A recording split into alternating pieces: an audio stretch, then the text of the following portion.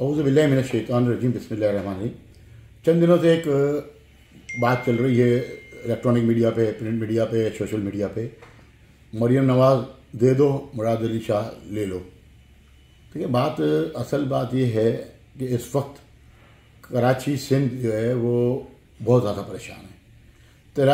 कराची और सिंध हमेशा से तिजारत का मस्कन रहा है, सैकड़ों सालों से इसकी हिस्ट्री है। चाहे ठट्टा का बेल्ट हो, चाहे ये कराची हो, चाहे चार्ल्स नेपियर ने इसको जब डेवलप किया है कराची को, उस वक्त की आप बात करें या इससे पहले की बात करें, सिंध हमेशा कारोबार पे बहुत मजबूत रहा है। लेकिन गुज़िश्ता चंद दहाइयों से सिंध के साथ जो लोग यहाँ पे हुक्मरानी कर रहे हैं वो बड़ी ज़्यादती कर रहे हैं। करप्शन बढ़ चुकी है। कोई महकमा ऐसा नहीं है जिसमें हम रिश्वत ना दिए बगैर कोई काम करा सकें। आप देख लें पुलिस का जिससे आवाम से बराह रास्त रब्ता है, ट्रैफिक पुलिस हो या थाने की पुलिस हो, जिस तरीके से ताजिरों को बेरहमाना कत्ल किया जा रहा है, जो अगवा किए जा रहे हैं वो आपके सामने हैं। कभी यहाँ पे गैंगवर मुसल्लत कर दी जाती है, कभी यहाँ पे कुर्बानी खाने में पर्ची मुसल्लत कर दी जाती है, कभी ज़कात की पर्ची मुसल्लत कर दी जाती है। ये तमाम चीज़ें बेनिफिशरीज डायरेक्ट सियासतदान हैं।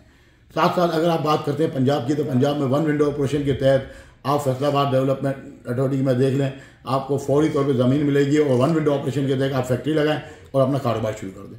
अगर आप कराची में बिल्डिंग बनाएंगे तो 5 लाख से लेकर 50 लाख रुपए फी जो है आपको छत रिश्वत देनी पड़ेगी। और अगर आप यही काम पंजाब में कहीं भी करते हैं हाई राइज बिल्डिंग बनाने के लिए, आपको परेशान नहीं होना पड़ता। तो ये तमाम चीज़ें आज हमारे ताजिर रहनुमा इस वक्त बिलावल भुट्टो साहब जरदारी साहब के साथ मौजूद हैं। मुझे उम्मीद है ये तमाम बातें की जाएंगी और रात तक ये तमाम बातें हमारे सामने आ जाएंगी कि हमारे ताजिरों की और कराची की मफाद की किस हद तक ताजिरों ने बात की है। अदरवाइज कल दोपहर को हम प्रेस कॉन्फ्रेंस के ज़रिए वाइट पेपर और कच्चा छट्टा वो तमाम चीज़ें इंशाअल्लाह मीडिया के सामने हम प्रेस कॉन्फ्रेंस करके लेकर आएंगे।